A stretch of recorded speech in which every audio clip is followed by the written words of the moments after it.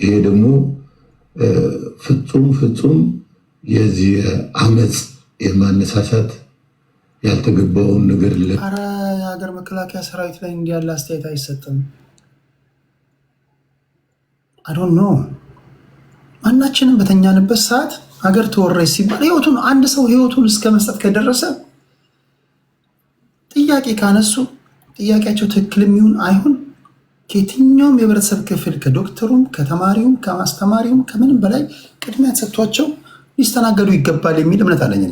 የትኛውም ዓለም ላይ ያለ ነገር ነው እንጂ ህይወታቸውን ፈልገን አካል ጉዳተኛ ሆነው ጥያቄ በማይነሱበት ሰዓት ደግሞ ከማንኛውም ሰው የተለየ ሁኔታ እናንተን አናስተናግድም ማለት ኢቭን ላሉት ራሱ ለዛዛት ሰው አብዛኞቹ አሁን ያሉትን ቪዲዮ እየሰሩ ያሉት በጣም መጥፎ ነገር ነው። በነገራችን ላይ ጀነራሉ የተናገሩት ለብሰው በጥሩም ይሁን በመጥፎ ጎኑ የሚያሰራጩት አስተሳሰብ ሶሻል ሚዲያ ላይ ማህበራዊ ሚዲያ ላይ ምንም አይነት ነገሮችን ሊናገር እንደማይችል ግልጽ ነው። በዚህ ጉዳይ ላይ ተቋሙ የወከለው ተቋሙ ተናገርልኝ ያለው ሰው የለም። ስለዚህ እያንዳንዱ ሬንጀር ለብሰ የተቋሙን ልብስ ለብሰ በሁኔታ አድርገ የሚደረገው እንቅስቃሴ ሁሉ ከወንጀል ከህገ ወጥነት የዘለለ አይደለም። የጦር ጉዳት ደግሞ የሚያጫጩኋል ቀን ጠብቀው በዚህ ጊዜ ተደራጅተው ተሰባላነሳ የሰራዊት ይህንንስ ማን ነው መሰረት ለብሶ ግዳጁን መወጣት አለበት፣ ግዴታ ነው በመመሪያችን መሰረት። ይሄ በሰራዊት ውስጥ እያለን የምናደርገው ሆኖ ከሰራዊት ስንሰናበት ሁሉንም ስንጠቀምበት የነበረውን ዩኒፎርም ማስረከብ አለብን። አስረክቦ ነው መሰናበት ያለበት። ሳናስረክብ ወጥተን በተለያየ ምክንያት ወንጀል ሲፈጸምበት ወይ ደግሞ እንዳሁኑ ያየነው ነገሮች ሲከናወኑበት ከታየ ከፍተኛ እርምጃ የሚወሰድበት ይሆናል። ስለዚህ አሁንም ከዚህ በኋላ በማንኛውም አካባቢ በሰራዊት ክፍሎቻችን ጭምር አንደኛ የማይገባው ሰው ይሄ ጋውን ነው የወጣው ወይስ የሀገር መከላከያ ሰራዊትን ዩኒፎርም አንድም ቀን ሳይዘምቱ ከታዋቂ ቲክቶከር እስከ አርቲስት ለብሰዋል? የዛን ጊዜ ለምንድን ነው ዝም የተባለው? ለምሳሌ መስፍን ፈይሳ ሮቢ ቢለብስ እዚህ የዘመተ ሰው ነው። ህይወቱን እስከ መስጠት ከፊት የተሰለፈ ሰው ነው። ዝም ብሎ ሬንጀሩ ደስ ብሎት አይደለም እዚህ ጋር የተቀመጠው፣ ለብሶበት ነው። አንዳንዱ ቲክቶከርስ ለብሶ ከነቀይ ቦኔቱ ምናምን ከነማዕረጉ ምናምን የዛን ጊዜ ሶሻል ሚዲያ ላይ አረሃይ የሚል ጠፋ ምናምን ሲባል የት ነበራችሁ? አሁን እነዚህ ወታደሮች ጥያቄ ሲያነሱ ማንሳት አይጋጭም የሚለውን ጥያቄ እንዴት ነው የምትመልሱት? ዩኒፎርማችንን መጠቀም እንደሌለበት መታወቅ መቻል አለበት። በክብር ተሰናብቶ ወደ ህብረተሰቡ የተቀላቀለ ሰው ሬንጀር ለብሶ ቢታይ በአካባቢው ያለው መስተዳደር፣ በአካባቢው ያለ የጸጥታ ዘርፍ፣ ፖሊስ እንዲሁም ደግሞ በአካባቢ የሚገኝ የመከላከያ ሰራዊት ይሄንን ሰው ልብሱን በማስወለቅ ወደ ካምፕ ማስረከብና አባሉንም ለህግ ማቅረብ የሚገባው መሆኑን ለማሳሰብ ፈልጋል። በቦርድ ስራ ሰርተው ለጉዳት የተዳረጉ ናቸውና እንዲሰናበቱ ይዘው ነው አንሳት አይቻልም።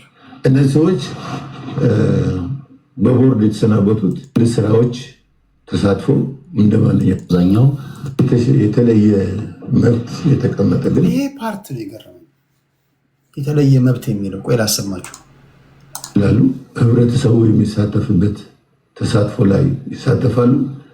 በግል ስራዎች ተሳትፎ እንደማንኛውም ኢትዮጵያዊ ስራ የግል ስራ መስራት ይችላሉ። በመንግስትም ተወዳድረው ተቀጥሮ መስራት ይችላል። ከዚህ የተለየ መብት የተቀመጠ ግን አይኖርም ማለት። ለምንድን ነው የተቀመጠ ህግም አይኖረው? እኔ አልስማማም። እናንተ የፈለጋችሁትን በሉ። ለሀገሬ በተወረች ሰዓት ከፊት አንድ የምተማመንበት ወታደር ነው። አንድ ወታደር ከአንድ ደላላ እኩል የትኛውም ሌበር ፎርስ ውስጥ ተወዳድሮ እኩል መብት ተጠብቆለት ምናምን ሊስተናገድ ይገባል ወይ አንድ ቢሮ ገብቶ ተሰልፎ ብትለኝ እኔ አልስማማም። የትም ሀገር ላይ ወታደር ክብር አለው እና ታዲያ ምንድነው ቤኔፊታቸው? ህይወታቸውን ሳይሳሱ የሰጡ ሰዎች ጉዳት ደርሶባቸው ወደ ህብረተሰቡ ሲቀላቀሉ ፕራዮሪቲ ካልተሰጣቸው፣ አፈርማቲቭ አክሽን ከሌላቸው ሀገራቸው ታዲያ በምንድን ነው የምታገለግላቸው? እነሱ ለሀገራቸው ዋጋ ከፍለዋል። ሀገራቸው ኦኬ፣ በምላሹ ታዲያ ምንድን ነው ሀገራቸው ለእነሱ መሰጣቸው? ከማንም ሰው ጋር ተሰልፈ ጉዳይን አስፈጽም፣ ማስታወቂያ ሲወጣ ተሰልፈ በፀሐይ በዝናብ ምናምን ተንጠራ ትቀልዳለህ እንዴ? እና ለዛማ ታዲያ ምንድን ነው ታዲያ እንዴት ነው ታዲያ ውለታቸውን እንመልሰው?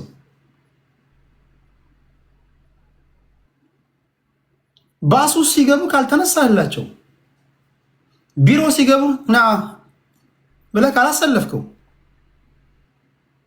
ታክስ ፍሪ ወይም ከሚያገኘው እንትን ላይ ከሚያገኘው ሰርቶ ከሚያገኘው ነገር ላይ ባደጉት ሀገራት ለምሳሌ ግብር አይከፍሉም።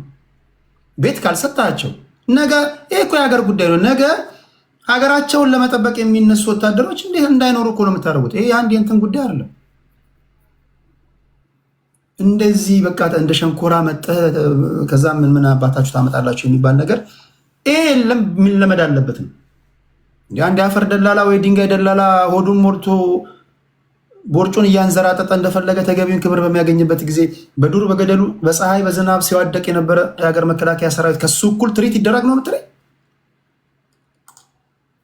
እንዲሰናበቱ የተደረገው እነዚህ ጓዶች፣ እነዚህ ወገኖች በተቋሙ ቆይታቸው እዚህ እንቅልፋቸውን ሰውቶ ስለኖሩ ነው። ይሄ መስተካከል አለበት። እንዴትም ተርጉሙት እናንተ። እነዚህ ሰዎች በቦርድ የተሰናበቱት የሕክምና መብት አላቸው። ይህንን እንወያይበታለን። ክብራትና ክብራን 15 ደቂቃ እንትን ነው። ሁለት ሰዎች አሉ የተለያየ አይነት ሀሳብ ያላቸው። አዲስ ታይምስን ታውቁታላችሁ። የአዲስ አበባ ህዝብ ድምፅ የሚሆን ሚዲያ ፓርቲ አቋቁሟል። የፋኖም ደጋፊ ነው። ከተሳሳትኩኝ ያርመኛል። አንድ ዜና ላይ ትንታኔ የራሳቸውን ምልከታ እንዲሰጡ ነው ምጋብዛቸው። ከሁለቱ ጋር ብቻ ነው ቆይታ የምናደርገው። ምንድን ነው እሱም 7ኛ ዙር ሀገራዊ ምርጫ ሊደረግ ነው። እዚህ ምርጫ ላይ ግን አማራ ክልል 8 የምርጫ ክልሎች ውስጥ ምርጫ እንደማይደረግ የኢትዮጵያ ብሔራዊ ምርጫ ቦርድ አስታውቆናል።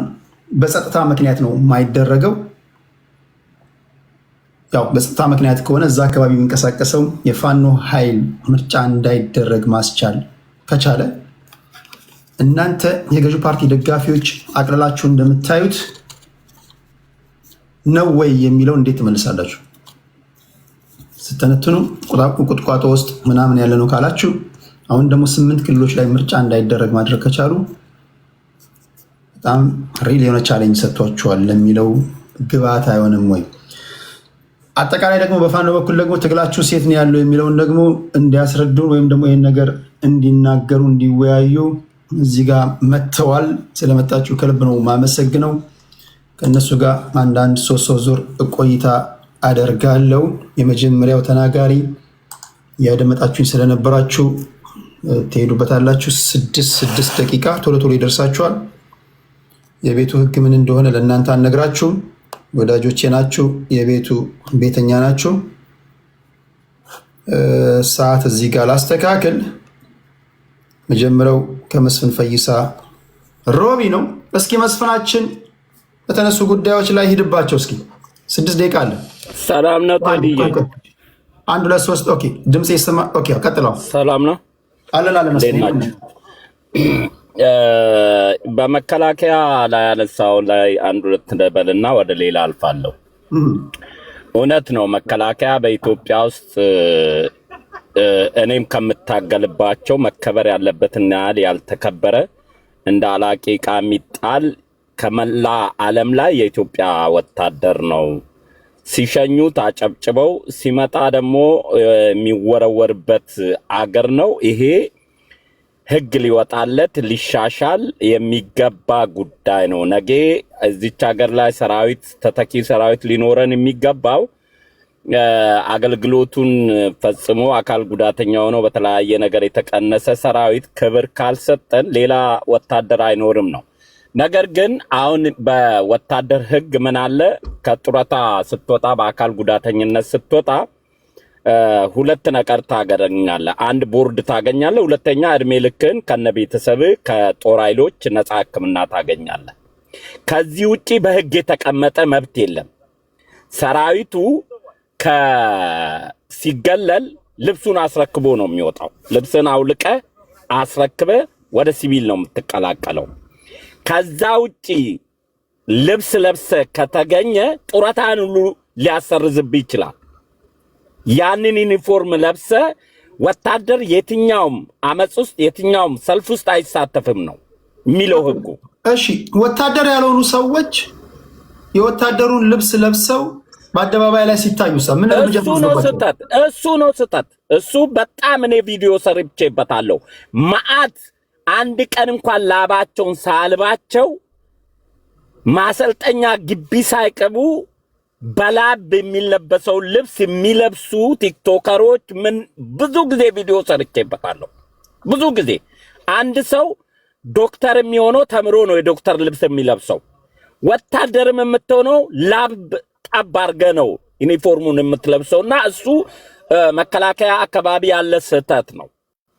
ነገር ግን አሁን እነዚህ ሰሞኑን ሲያደርጉ የነበሩ ቢሾፍቱ አካባቢ ነው። ቢሾፍቱ አካባቢ ብቻ ለምን ነው የሚለው ራሱ መልስ ይፈልጋል። ምክንያቱም በመላ ዓለም ነው ተቀናይ ሰራዊት ያለው። የራሱ አጀንዳ አይኑሮ ከራሳቸው ተነስቶ ይሁን በሲቪል ልብሳቸው እንደማንኛውም ሲቪል መብት ካላቸው መብት ይጠይቃሉ። መከላከያ ግን በህግ የተቀመጠላቸው መብታቸውን አክብረዋል። ቦርድ እንደ አካል ጉዳት መጠናቸው ቦርዱ የወሰነላቸውን ገንዘብ ያገኛሉ። እድሜ ልካቸውን ህክምና ያገኛሉ። ከዛ ሲወጡ የተለየ በህግ የተቀመጠ ስለሌለ ያ ነው ስህተቱ። መኖሪያ ቤት ማግኘት በረ ግን ኢትዮጵያ ውስጥ ህግ ስለሌለ ለሰራዊቱ አገሪቷ የሰጠችው ክብር ዝቅ ያለ ክብር በመሆኑ ሊስተካከል የሚገባል የሚል እምነት አለኝ። ወደ ምርጫው ሳልፍ 8 ክልሎች ነው ያልከው ቴዲ፣ ስህተት ነው። 8 ክልል ሳይሆን 8 የምርጫ ጣቢያ ነው። ያ እኮ 8 የምርጫ ጣቢያ 8 የምርጫ ክልሎች ነው። 8 ክልል አይደለም። ክልል ማለት ኦሮሚያ፣ አማራ እንደዛ ማለት አማራ ክልል ውስጥ ሆኖ 8 የምርጫ ክልሎች ጣቢያ ማለት 90% ምርጫ ይደረግበታል። ሪስክ ኤሪያዎች የሚባሉ ይሄ መኪና እንኳን የማይገባ በፈረስ በአህያ አጓጉዘ የምትመርጥበት ምርጫ ጣቢያዎች አሉ፣ መኪና የማይገባባቸው። ይሄ 90 ምርጫ ቦርዱ 97 ነው 96% አማራ ክልል ምርጫ ይካሄዳል ብለዋል። ቆይ የኔ ጥያቄ ክልል 3 አማራ ክልል ውስጥ 8 የምርጫ ጣቢያ። ቆይ ስማኝ፣ ቆይ ሰው ይገባል፣ ንግግሩ ይገባል። ክልል ሲባል ኦሮሚያ፣ አማራ ምናምን እሱን አይደለም። እሱ 15 ክልል ነው ያለው። ከዛ ውስጥ 5 ክልል ብቻ ነው ሊደረግ የሚችለው። እንደዛ አይደለም። ማንም በዛም መንገድ አልተረዳውም። አማራ ክልል ውስጥ የምርጫ ክልሎች አሉ። ጣቢያ አንድ ምርጫ ጣቢያ 1500 ጣቢያን በለው ችግር የለውም። የኢትዮጵያ ብሔራዊ ምርጫ ቦርድ መረጃውን ሲያደርሰን ክልል ብሎ ስለነገረ ነው። ኢትስ ኦኬ፣ ምንም በለው ያግባባናል ለማለት የፈለግከው። እነዚህ የምርጫ ክልሎች ምርጫ የሚሰጥባቸው አካባቢዎች ክልል ውስጥ ሌላ ክልል ሊኖር አይችልም እኮ። ለምንድን ነው ምርጫ እንዳይደረግ የተከለከለው? ያው በጸጥታ ምክንያት ነው ከተባለ ፋኖ ነው። የኔ ጥያቄ ፋኖ በዚህ ደረጃ ምርጫ እንዳይደረግ ከተከላከለ የፌዴራል መንግስቱን የተገዳደረ ነው ማለት ለሚለው ማሳያ አይሆንም። ሊሆን አይችልም። እንደውም አማራ ክልል እነሱ እኮ 90% በእኛ እጅ ነው። አማራ ክልል 90% እኛ ቁጥጥር ስር ነው ያለው። የትም ምርጫ ጣቢያ መምረጥ አይችሉም ሲሉ ነበረ። ዛሬ ባየኸው የአማራ ክልል መስተዳደር ሰልፍ ያልተወጣበት ከተማ የለም። ያ ሁሉ ህዝብ መቼም በመከላከያ ከቤቱ ናውጣ ተብሎ ጎንደር አይታል፣ ባህር ዳር አይታል፣ ምክትል ፕሬዝዳንቱ የተገኘበት ደሴ፣ ኮምቦልቻ፣ እዚህ ፍኖተ ሰላም፣ ደብረ ታቦር፣ እንጂባራ እነዚህ ሁሉ ያ ህዝብ ወጥቶ የአንድ ክልል ውስጥ እኮ ምርጫ ጣቢያ ውስጥ አንድ ምርጫ ጣቢያ የሚባለው 1500 ተወካይ 1500 ነው ተወካይ የአንድ ምርጫ ጣቢያ። አንተ 8 ክልል የምትላቸው አንድ ምርጫ ጣቢያ ላይ ምንድነው? አንድ ምርጫ ጣቢያ ላይ 1500 ሰው ነው የአንድ ምርጫ ጣቢያ ኮታ። ስለዚህ በ8 ብታባዛ ስንት ሰው ነው ያልመረጠው የሚለው መልስ ታገኝበታለህ። 96% በክልሉ ሙሉ ምርጫ ከተካሄደ ከሚገባው በላይ ምርጫ ይካሄዳል። ያ ሪስክ ኤሪያ ግን ሸማቂ ጠብቆ የምርጫ አጓጓዦችን ሸማቂ አጥፍቶ የሚሮጥ ቡድን ስለሆነ ይሄና ምርጫ አልተካሄደም የሚያስብል ነገር አይደለም። እሺ አዲስ ታይም 6 ደቂቃ ወንድሜ። ኦኬ በመጀመሪያ እንግዲህ በወታደሮች ባደረጉት አመጽ እሱ ላይ ትንሽ ሀሳብ ልስጥና ወደ ምርጫው ሄዳለሁ። እና ወታደሮቹ መብታቸውን የጠየቁት በጣም በሚገርም ሁኔታ እንግዲህ እግዚአብሔር ያሳየ። እዚህ ሀገር አሁን ቬትራን ይባላሉ። በተለይ ውንድድ የሆኑ እነዚህ የቆሰሉ ምንድነው ኤክስ ሚሊተሪ ሰርቪስ ሰጥተው በጣም በአቅም በጉዳት ደርሶባቸው ቆስለው በአቅም ምክንያት በሕክምና ምናምን የተገለሉ የተለያየ ድጋፍ ነው የሚሰጣቸው የትም ዓለም ላይ ታውቃለህ፣ አንተም ብለሃል ቴዲ። እና እግራቸው የተቆረጡ ሰዎች በዚህ በኑሮ ውድነት ራሳቸውን የማይችሉበት ሀገር ነው እግራቸው የሚቆረጠው። እነ መስፍን ፈይሳ የሚደግፏቸው ሰዎች ሄደው አዲስ አበባ ላይ በጥይት ውስኪ እየከፈቱ አንድ ሴት 3 ሚሊዮን ብር 4 ሚሊዮን ብር እየገዙ የሚዘሉበት መሬት የሚቸበችቡበት የ150 ሚሊዮን ብር መኪና የሚነዱበት ለካድሬዎች ነው ማለት ነው እግራቸውን የተቆረጠው። ለኢትዮጵያ ሕዝብ ብለው አይደለም ማለት ነው። እንግዲህ ኢትዮጵያ ለነዚህ ሰዎች የማታስብ ከሆነ መንግስት ለነዚህ ሰዎች ውለታቸውን ለሀገር የከፈሉትን መስዋዕትነት የማያከብር ከሆነ ሌሎች የሚገርም ጀነራሉ አሁን እንደዚህ የሚናገረው ጀነራል አብይ ከጦርነት በኋላ ትላልቅ መሬት ሰጥቷቸዋል። ታውቃለህ አዲስ አበባ ላይ ብዙ ሁሉም ጀነራሎች በሰፋፊ መሬት ወስደዋል። ይሄንን ዜና መቼም ያየ ይመስለኛል ቴዲ። በጣም ሰፋፊ መሬት ወስደው በብዙ ሚሊዮን ብር የተንጣለለ ቦሌ አካባቢ ብዙ ቦታ ወስደው ጀነራሎቹ የዘናጭ ኑሮ የሀብታም ኑሮ እየኖሩ ነው የሚገርም ሁኔታና ድሃው ደግሞ ምስኪን ወታደር እግሩ ተቆርጦ ሜዳ ላይ የሚጣልበት ነው። ስለዚህ በጣም ነው የሚያሳዝነው።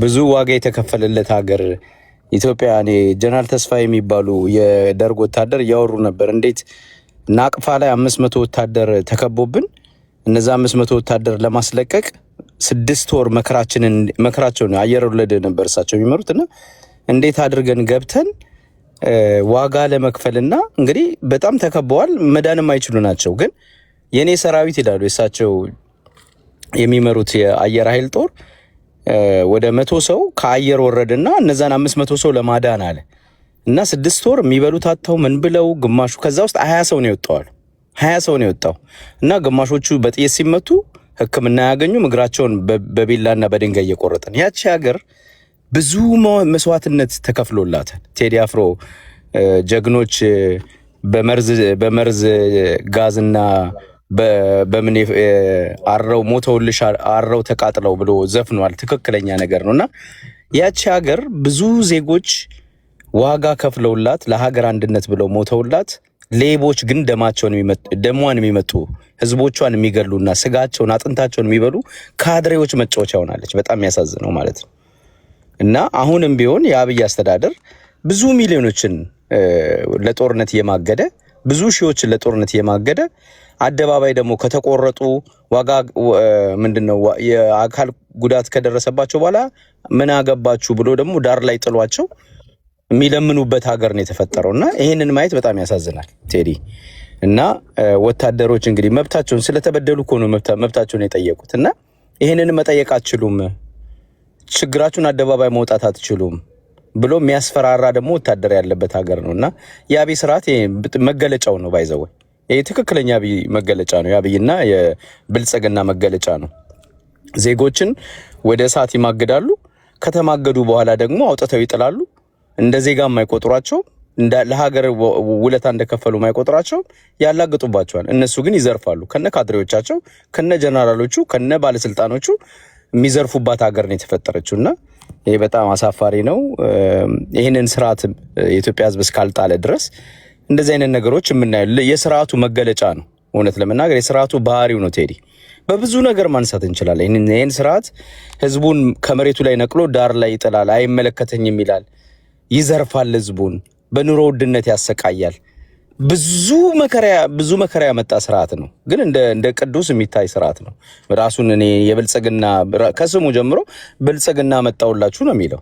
ግን ብዙዎችን መከራ እንግዲህ እግዚአብሔር ያሳይ። ይሄ ስርዓት ሲመጣ ቴዲ አንድ ጤፍ 1 ኪሎ 1 ኩንታል ጤፍ ስንት ብር ነበር? አንድ ጋዝ የመኪና ጋዝ 30-40 ብር ነበር የሚሸጠው። አሁን 300 ብር ነው የሚሸጠው። ጋዝ ስለተወደደው ምናምን እንዳትለኝ። ከይሄ የኢራን ጦርነት ከመጀመሩም በፊት 250 ብር 300 ብር ነው የሚሸጠው ጋዝ። ምግብ 1 ኪሎ ስጋ የዛኔ ምን 40 ብር 50 ብር ሊሆን ይችላል። አሁን 5000 ብር ነው የሚሸጠው። የብር መግዛት አቅሙ ወርዶ እዚህ ደረጃ እንዲገባ ያደረገ ስርዓት ነው። ኑሮ እንዴት ህዝብ ላይ እንዴት መከራ እንዲሆን ያደረገ ስርዓት ነውና የወታደሮቹ በጣም ያሳዝናሉ። አሁን እኔ የማስተላልፈው መልእክት የምግብ ዋጋ ያልጨመረበት ሀገር አለ ዓለም ላይ? ሁሉም ጋር ሪሌቲቭሊ ሁሉም ቦታ ይጨምራል። አሁን እኛ ሀገር ጨምሯል ቴዲ። የምግብ ዋጋ በየጊዜው ሊጨምር ይችላል። ግን ጨመረ አሁን ይኸውልህ የመጨመሩ አንዴ ቃል እሺ ኦኬ ቴዲ እዚህ ሀገር የሚጨምረው አንድ ምግብ ለምሳሌ አቮካዶ ስብስብ ጨመረ ይባልና 10 ሳንቲ አቮካዶ ላይ 20 ሳንቲ ነው የሚጨምረው። we're talking about እኮ 200-500% 1000% አይጨምርም። ኢትዮጵያ ውስጥ እኮ 1000 ምናምን % ነው የሚጨምረው። አብይ ከመጣ ነገርኩ 30 ብር የነበረ ጋዝ 300 ብር ነው። ስንት % ነው የጨመረው? ገብቷል? ስንት 3000 እጥፍ ነው የጨመረው ማለት ነው። ገብቷል? 30 ብር የነበረ 300 ብር ከሆነ እግዚአብሔር ያሳየ እስኪ ስንት %፣ በስንትና ስንት % ነው የሚጨምረው? እና ሁሉም ቦታ ሊጨምር ይችላል። ግን እንደዚህ ኢትዮጵያ ውስጥ እንዳለ የኑሮ 500 ብር 400 ብር የምትገዛው ማን ነው 100 ብር የምትገዛው ስጋ 5000 ብር ሲገባ ስንት % እንደጨመረ ቴዲ አንተ አስለው። ስለዚህ ስለ ምርጫው ሳልናገር ግን ትንሽ ዞሮ ይመጣል። ሰዓት ስለሌለን የነዳጅ ዋጋ 300 ብር ነው ያለው። በፊት 30 ብር ነበረ። ስንት % እንደሆነ ፐርሰንታይሉን አውጡ። ስንት % እንደሆነ ፐርሰንታይል ያመጣት አይከብዳችሁም ብዬ ነው። እሺ ያው ለማንኛውም ለዚህ መልስ መስጠት ያለበት ያው መስፍን ፈይሳ ሮቢ ነው። እሺ መስፍናችን 6 ደቂቃ አለ። ቴዲዬ አሁን ሰራዊት ልክ አብይ ሰራዊት እንደ የመጀመሪያ እንደቀጠረ አስመስሎት አዲስ ታይምስ እንዳቀረበው የባድሜ ጦርነት 2000 ብር ተሰጥቶ ነው የተባረረው ያ ሁሉ ሰራዊት። መለም እግር ተቆርጦ ሰልፍ ልትወጣተውና መለመን አችልም። ከባድሜ ጦርነት ነው እግሬ ያጣውት ብለህ አሁን እኮ ሰልፍ ነው የሚጠይቁት። የተሰጣቸው ጡረታም ከወያኔ ሰዓት ጊዜ የተሻለ ነው። እኔም ማምነው ህግ ሊሻሻል ይገባል። ለሰራዊቱ አገሪቷ እንደምታዘምተው ከእያንዳንዱ ዜጋ ላይ ታክስ ተቆርጦ ሰራዊቱ የተሻለ ኑሮ የሚኖርበት መብት ሊከበር ይገባል። ህግ በፓርላማ ሊጸድቅ ይገባል። ይሄ አምንበታለሁ። ግን ከበፊቱ የተሻለ ነው ብዬ ነው ማምነው። ቤት እየተሰራላቸው ነው በየአካባቢው። መከላከያ ፋውንዴሽን ተቋቁሞ ጥሩ ነው። ግን ይሄ በቂ ነው አይደለም። አገሪቷ ሰራዊቱን የምታከብርበት መጠን ከአፍሪካ የመጨረሻው ነው። ወደ ነዳጅ ልለፍ እስኪ። ኢትዮጵያ ውስጥ ነዳጅ ውድ ከሆነ ከኢትዮጵያ ለምንድን ነው ኬንያ ሄዶ ኮንትሮባንድ የሚሸጠው? ለምንድን ነው ከኢትዮጵያ ወደ ኤርትራ ተጭኖ ኮንትሮባንድ የሚሸጠው? ለምንድን ነው ወደ ሶማሌ ተጭኖ ነዳጅ በአቋራጭ ቦርደር እየተሻገረ የሚሸጠው? ለምንድን ነው ጎረቤት አገር ከኛ ርካሽ ከሆነ ከኢትዮጵያ ወደ ኬንያ የሚሄድበት ነዳጅ ከዛ ነው ወደዚህ መጥቶ መሸጥ የነበረበት። ኢትዮጵያ ውስጥ ውድ ከሆነ ከየትኛውም ጎረቤት ሀገሮቻችን ኢትዮጵያ ርካሽ ነው ነዳጅ የሚሸጠው አሁን ባለበት የዓለም ገበያ ማለት ነው።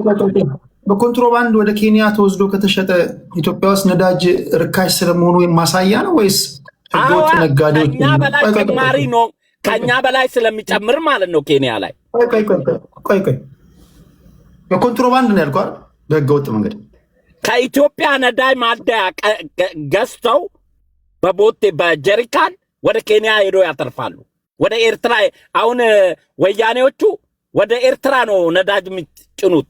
ቦርደር ያላቸው ለዛው የወደብ ክራይ ማይከፍሉ ኤርትራ በህጋዊ መንገድ ካልሆነ በኮንትሮባንድ በኬንያ በቦርደር ምናምን እያለፈ ከሆነ ኬንያ ላይ የሚቸበቸበው እነዚህ ቸብቻቢዎች ከስርዓቱ ጋር ጥገኝነት ያላቸው ወይም ልዩ ተጠቃሚ የሆኑ በነፃነት በገፍ ነዳጅ የሚያገኙ ሰው በነፃ አግኝቶ ኬንያ ሱዳን እንደፈለገስ ቢሸጥ ምን ችግር አለው? ይሄ ታራ የስርዓቱን ወይም ደግሞ የቁጥጥር መላላትን ያሳያል እንጂ እኛ ሀገር ነዳጅ ትክክል ነው። የቁጥጥር መላላቱ እንዳለ ሆኖ የኢትዮጵያ ውስጥ ያለ የነዳጅ ውድነትን እና የጎረቤት ሀገር ነዳጅ ውድነትን ነው ሊያሳይ የፈለግኩት እኔ። አሁን ኢትዮጵያ ውስጥ ነዳጅ ልክ ከሌሎ ጎረቤት ሀገሮች ቦርደር ያላቸው የባህር በር ያላት ኬንያ የባህር በር አላት። ነዳጅ ከኛ በላይ ነው የሚሸጠው። ሶማሌ ኢትዮጵያ አንድ ሊትር ነዳጅ ስንት ነው? አንድ ሊትር ነዳጅ ስንት ነው ኢትዮጵያ? አሁን ሁለት ከምናምን 160 ነው 180 ገብቷል። አሁን 180 አዎ አንድ ሊትር እኛ እኮ አሁን ከኢትዮጵያ በብር የመጣን በውጭ ምንዛሬ የመጣን ነዳጅ አይ ቲንክ ሰብሲዳይዝ ይደረጋል፣ ድጎማ አለው። ይሄን ነዳጅ የምታወጣበት መንገድ ካለ ወደ አሜሪካ ወስደህ ብትሸጠው በዶላር በብር ገዝተህ በዶላር ብትሸጠው ኢትዮጵያ ውስጥ እንግዲህ $1 180 ብር ነው። አሜሪካ ውስጥ ነዳጅ 1 ሊትር አይ ዶንት ኖ 4 ምናምን ነው። $1 ማለት ነው ኢትዮጵያ ውስጥ። ቆይ በብር የገዛኸውን አሜሪካ ወስደህ በዶላር ስትሸጠው እኛ ጋር በብር $180 ማለት ነው። $1 ማለት ነው አሜሪካ። እኛ ጋር $180 ብር በብር ገዝተህ አንዱ ሊትር አሜሪካ ጎረቤታችን ናት ትበልና አሜሪካ ላይ ደግሞ ወስደህ ራሱን አንዱን ሊትር $5 ብትሸጠው ኢትዮጵያ ውስጥ ነዳጅ ርካሽ ስለመሆኑ ማሳያ ነው። አዎ $5 ስንት ነው በኢትዮጵያ? $5 ስትመነዝረው ወደ 600 የኢትዮጵያ ብር ማለት ነው። 600 የኢትዮጵያ ብር ማለት ነው። ኦኬ አሜሪካ ላይ ነዳጅ በዶላር ነው የምትገዛው። ኢትዮጵያ ደግሞ በመንግስት ድጎማ የገባ ነዳጅ ነው፣ ሰብሲዳይዝ ተደርጎ ነው። ይሄ ሰብሲዳይዝ የተደረገ ነዳጅ ለህብረተሰቡ ነው ጥቅም ላይ መዋል የሚገባው። ነገርኩህ እኮ ወደ ጎረቤት ይሄ የመንግስትን ገንዘብ የመንግስትን መላላትነት ያሳያል እንጂ በብር ገዝተማ በዶላር ከሸጥክማ እኮ ሌባንማ ከሀገር እንዲጠፋ እኮ አስፈላጊ ነው። ለምሳሌ አሁን እነ በረከት ገበሬ ነዳጅ ከመሃል ገዝተው በረከት ገበሬ አውቀይተው መሃል ከተማ ላይ ነው በቪዲዮ ስንቴን ያሳየኋችሁ። ሞደፊክ ሰርተው በውጭ ምንዛሪ በሌለ በውጭ ምንዛሪ የመጣን ነዳጅ መሃል ከተማ ላይ አሁንም ላሳያችሁ ይችላሉ። ቆጣሪ አበጅተው መኪና አሰልፈው የሚቀዱ ሰዎችን አላያችሁ? ይሄን ማን ነው? ሌቦች አሉ። ሌባ በጉራንጉር በምናምን ነው እኮ መሃል ከተማ ላይ እኮ ህገወጥ እኮ ነው። ቴዲ እሱ ማን ናቸው እነዚህ ሰዎች? ይኸውልህ አሁን ለምሳሌ ጋምቤላ ብትሄድ 1 ሊትር 800 ብር ነው የሚሸጠው የወርቅ ቆፋሪዎች ጋር ገባ። ይሄ ኮንትሮባንድ ልትቀንስ ነው የምትችለው እንጂ ከውጭም ኮንትሮባንድ የሚገቡ እቃዎች አሉ።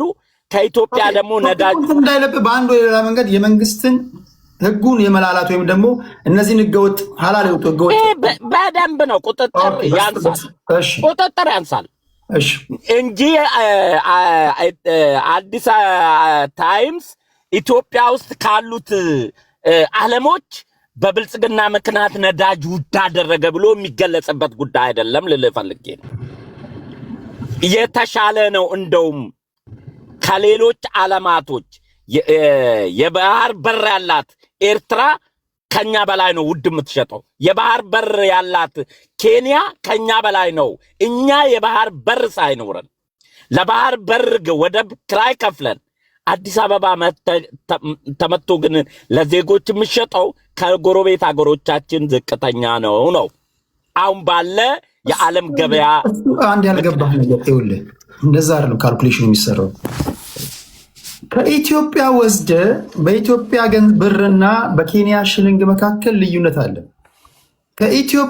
በኢትዮጵያ ብር የገዛውን ነዳጅ የምታስወጣበት መንገድ ተመቻችቶልህ ኬንያ ላይ በሽልንግ ሸጠ ያን ሽልንግ ወደ ገንዘብ ቀይረ ድጋሚ ከኢትዮጵያ ማርኬት ላይ ከጅቡቲ ነዳጅ ገዝተ ኬንያ እየወሰድክ ብትሸጥ ኮማ በአንድ ጀንበር ሚሊዮነር ነው ቢሊዮነር ነው የምትሆነው። የኬንያን ሽልንግ ኬንያ ውስጥ መጠቀምና የአሜሪካንን ዶላር አሜሪካን ውስጥ መጠቀምና የአሜሪካንን ዶላር ኢትዮጵያ ውስጥ መጠቀም የተለያየ ነገር ነው። እኚህ ሰዎች ነዳጅ ከኢትዮጵያ ወስደው በህገወጥ መንገድ አውጥተው አሜሪካ ገበያ ላይ በዶላር ሸጠው ዶላሩን በብላክ መንዝረው ድጋሚ መጥተው ከኢትዮጵያ ይገዛሉ፣ አሜሪካ ላይ ይሸጣሉ። የሚያስተላልፉበት መንገድ ስላለ ይሄ በምንም ታምር የነዳጅ ዋጋኛ ጋር ቅናሽ ሌላው ሀገር ላይ ውድ ስለመሆኑ ማሳያ አይደለም። ህገወጥነት ወይም ደግሞ ህገወጥ ደላሎች ወይም ህገወጥ ነጋዴዎች ከስልጣን ላይ ካሉ ሰዎች ጋር ቁርኝነት ያላቸው ሰዎች እንደ ልብ የሚፈነጩበት መንገድ እንዳላቸው ማሳያ ነው። እኔ እያልኩ ያለው ቴዲ እኮ ወደ ከኢትዮጵያን ባይሄድ ኬንያ በራሷ ገዝታ ለዜጎቿ የምታቀርበው በዶላር ስንመታው ከኛ ይበልጣል። እዛው ላሉ እሱ ትክክል ነው እኮ እኛ ወስደ ስትሸጥላቸው በእነሱ መገበያያ ገንዘብና የእነሱ መገበያያ ገንዘብ ለውጠ እኛ ጋር ስትገዛ ግን ታሪኩ ሌላ ነው እያልኩ ያሉት። እንግዲህ አትራፊዎቹ ምን ሊያተርፉ እንደሚችሉ አላውቅም፣ ግን ብዙ ጊዜ ፖሊስ ሲይዝ ወደ ኬንያ ወደ ኤርትራ አሁን ወያኔዎች ወደ ኤርትራ ያስተላልፋሉ ነዳጅ። መቼም ትርፍ ሳይኖረው ጥቅም ሳይኖረው ከኢትዮጵያ አውጥቶ ወደ ጎረቤት ሀገር የሚሸጡበት ምክንያት የለም። የሆነ ቤኔፊት አለው ማለት ነው። እሱን እንኳን ካልኩሌት አናደርግ። ራሷ ኤርትራና ጅቡቲ ምንድነው ኬንያና ሶማሌ ገዝተው ለዜጎቻቸው እንደኛ የሚያስገቡት ከኛ በላይ ነው የሚያስገቡት ነው እያልኩ ያሉት። ማንም ሰርች ማድረግ ይችላል። ስለዚህ ይሄ ልክ ከዓለም የተለየ ኢትዮጵያ ዜጎቿ ላይ የነዳጅ ዋጋ እንደጫነች ተደርጎ በብልጽግና ዘመን እንዲሆነ ተብሎ ፕሮፓጋንዳ የሚሰራበት ጉዳይ አይደለም። ነዳጅ የዓለም ችግር ነው። አሜሪካ ሚኒሶታ 2.50 ነበረ ጦርነቱ ከመጀመሩ በፊት። ዛሬ 4.50 ነው የምንገዛው። ተመልከት፣ እጥፍ ነው የጨመረው። ይሄ ብልጽግና በፖለቲካ ውድቀት ያመጣ ነው ብለ ፕሮፓጋንዳ ልሰራበት አይገባም። አንዴ ቃል ስለዚህ የኢትዮጵያ አሁን ባለ ተጨባጭ ሁኔታ ካሉት የጎረቤት ሀገሮች ማንም በሚመሰክር አይኔ አላየም መንግስትን ከጠላው ከመኮሰስ ከመሳደብ ከመጣጣል ውጪ ዛሬ የተገነባው በኢስት አፍሪካ ብቸኛው የ2026 ማሽኖች ዓለም ላይ ያሉት ተባለው ማሽን በራሷ ወጪ ያለ ብድር ያስመረቀችው ሆስፒታል እሱ ብቻ እኮ ብልጽግናን የሚያኮራ ነው። ይሄንን እንኳን ማነቃለን። እንደዚህ የምን ማሽን ነው? የሕክምና ማሽኖች ዛሬ የተመረቀውን ሆስፒታል አላየም? እሺ፣ ጠቅላይ ሚኒስትሩ የመረቁትን። እሺ፣ በኢስት አፍሪካ የሌለ ሆስፒታል ነው። እሱማ ምን እኛ ሰፈርም የሆነ በሆነ ዋስ ሲሰራ መራቂዎቹ በኢስት አፍሪካ የሌለ ነው ይላሉ። ያውልህ ብልጽግና መሰረተ ድንጋይ ለምርጫ አያስቀምጥም። ብልጽግና መሰረተ ድንጋይ አስቀምጫለሁ ብሎ ቪዲዮ ሲሰራ አልታየም። ሪቫን ሲቆርጥ ነው የሚታየው። ይሄን ማለቅ ያስፈልጋል። ሁሌ ጥላቻ ብቻ አይምሮ ግተው በቃ መንግስት ስለምትጠላ አገር ላይ ያለ ነገር ሁሉ መጥፎ ነው ማለት የአይምሮ ህመም ነው የሚመስለኝ ለኔ። ምክንያቱም ብልጽግና ሄዳል። የተሰራ መሰረተ ልማት ግን ለህዝብ ነው የሚቀረው። አንተ ነገ መንግስት ብትሆን አዲስ ታይምስ ነገ መንግስት ቢሆን የሰራውን ነገር ህዝብ እንደ ባደንቅለት ምን አይነት ስሜት ይሰማዋል? መንግስት ለመሆን አዲስ አበባ ሊገዛ አይደል ፓርቲ ያቋቋመው? ለአዲስ አበባ የተሰራ ነገር ሰይጣን ይስራ፣ ይሄ መልካም ነው፣ ይሄ ጎሏል፣ እኛ እናሟላለን መባል መለመድ አለበት። ቴዲ እሺ፣ መጨረሻ ላይ የተናገረው ንግግር በነገራችን ላይ አሁን ባለፉት 8 ዓመታት የሆነ ፕሮጀክት ተጀምሮ ዴሊቨር ሳይደረግ የተቋረጠ የምታውቁት ፕሮጀክት አለ? ካለ ኮመንት ላይ ጻፉልኝ። በተለይ አብይ ወደ ስልጣን ከመጣ በኋላ የሆነ ፕሮጀክት ተጀምሮ ሳያልቅ ወደ ሌላ ፕሮጀክት፣ ያኛው ሳያልቅ ወደ ሌላ ፕሮጀክት የተሄደበት ፕሮጀክቶች ካሉ ንገሩኝ። ወይስ የተጀመረ ሁሉ ሲጠናቀቅ ነው ያያችሁት? ፍርዱ ለእናንተ ልተው። አዲስ ታይምስ 6 ደቂቃ አለ። በፋኖና በሀገር መከላከያ ሰራዊት ላይ ፎከስ እያደረጋችሁ እሱ ላይ መለሳለሁ። ወደ ምርጫው ልሂድና በመጀመሪያ ደረጃ ፎር ዩር ኢንፎርሜሽን መስፍን ፈይሳ፣ አሁን እኔ ጋዝ ስላልኩኝ ጋዝ ላይ በጣም ስቲክ አደረክና ልክ ወስደው የሚሸጡት ቴዲኮ እየሳቀንም ኮንትሮባንድ ወስደው የሚሸጡት ማለት እኮ ማንም የህዝቡ እኮ ወይ አትራፊ ነጋዴ አለ ወስደው የሚሸጠው እኮ የመንግስት ሰው ነው። ሌባ ነው እኮ ወስዶ የሚሸጠው ኮንትሮባንድ ወስዶ የሚሸጠው እና በዚህ ከመንግስት ጋር የሚሰሩ ሰዎች ነው። ቴዲ እንዳለው በርካሽ ይወስዳሉ፣ መንግስት ደግሞ ሰብስዳይድ ያደርጋል። ያንን ብርም አትሊስት የተወሰነ ያገኛሉ። ገብተዋል። በርካሽ ወስደው ሄደው ይሸጣሉ። በርካሽ አምጥተው ማለት ነው። ይሄ መኒ ላውንደሪንግ ነው። ወይንም በኢትዮጵያ በህዝብ ታክስ በሚከፈል ገንዘብ ላይ እነሱ ሌላ ትርፍ የሚሰሩ ሌቦች ናቸው። እነሱን እንደ ቁም ነገር መቁጠርህ እኔ አለማወቅ ነው የሚመስለኝ። ከዛ በተረፈ እንደው ፎር ዩር ኢንፎርሜሽን 1 ኪሎ ስጋ ኬንያ ውስጥ ስንት ብር መሰለ? ኬንያ ውስጥ 1 ኪሎ ስጋ እዚህ ጋር ሰርች እያደረኩልህ ነው። የት አለ? ይኸውልህ ኬንያ ውስጥ አንድ ፕሪሚየም ስጋ 450 እስከ 800 ብር ነው። ፕሪሚየሙ ስታንዳርድ ስጋ ስታንዳርድ ማለት ነው። ፕሪሚየሙ ደግሞ ከ1200 ብር ገብቷል። በጣም ጥሩ የሚባለው ማለት ነው። ኢትዮጵያ ውስጥ እኮ ስታንዳርድ ስጋ 5000 ብር ነው የሚሸጠው። የኬንያ ሽልንግ ነው ማወራለ። የኬንያ ሽልንግና ኢትዮጵያ ብርን እንደው እንደ ብር ወሰደው እና 5000 ብር ነው የሚጀምረው ኢትዮጵያ። አንድ ቁርጥ ስጋ ብትገዛ አንተ አሁን 1 ኪሎ ብትገዛ 5000 ብር ነው፣ 4000 ብር ነው የሚገዛው። የኑሮ ውድነቱን ማስተያየት ትችላለህ። ኬንያ ውስጥ አፓርትመንት ወይንም ሃውስ ሬንቲንግ ስንት እንደሆነ ታውቃለህ? የሚጀምረው የት አለ? ይኸውልህ ማክሲመም ሬንታል ኦኬ ይኸውልህ $150 እስከ 350 ትከፍላለህ ኬንያ ውስጥ። ኢትዮጵያ የሚጀምረው $700 በዶላር በ700 ብር ነው የሚጀምረው ሬንት ዋን አፓርትመንት ማለት ነው። 50,000 30,000 ነው የሚለው። ይሄ እንደው ራፍሊ ዳታውን ነው የምነግርህ ያለሁት። የኑሮ ውድነት ሰውን አጉብጦታል። አንድ ልጅ ሲገጥም ነበረ ሰሞኑን ምን አለ? የኢትዮጵያ ህዝቦች በኑሮ ውድነት ቁልቁል እንድትዘግጡ በጦርነት የሚያልቅ ህዝብ ልጅ እንድታዋጡ አብይን ምረጡ ብልጽግናን ምረጡ እያለ ገጥሟል። እውነቱን ነው። በኑሮ ውድነት አንገት እንዲጎብጥ መነሳት እንዳትችል እንዳትበላ እንዳትጠጣ እና በኑሮ ውድነት እንድትሰቃይና የስቃይ ኑሮ እንድትኖር ብልጽግና መምረጥ ነው። በጦርነት ደግሞ በየጊዜው የሚለከሱ በጦርነት ልጅህን ደግሞ አዋጣ የእግሩ እንዲቆረጥና መልሶ ወጥቶ እንዲለምን ብልጽግናን መምረጥ። ብልጽግና አንድ ጥያቄ ላንሳልህ አንተ። ጠቅላይ ሚኒስትሩ ወደ ስልጣን እንደመጡ መጀመሪያ የገጠማቸው ጦርነት ነው አይደል? ጦርነት አልገጠማቸው። መጀመሪያ ምንድነው የገጠማቸው? መጀመሪያማ ሁሉም ህዝብ ተቀበላቸው። ጦርነት አልገጠመም። ጠቅላይ ሚኒስትሩ ቆይ ወደ ስልጣን ከመጡ በስንተኛ ዓመታቸው ውስጥ ነው ጦርነት ውስጥ የገቡት? 2018 ወደ ስልጣን መጣ በፈረንጆች።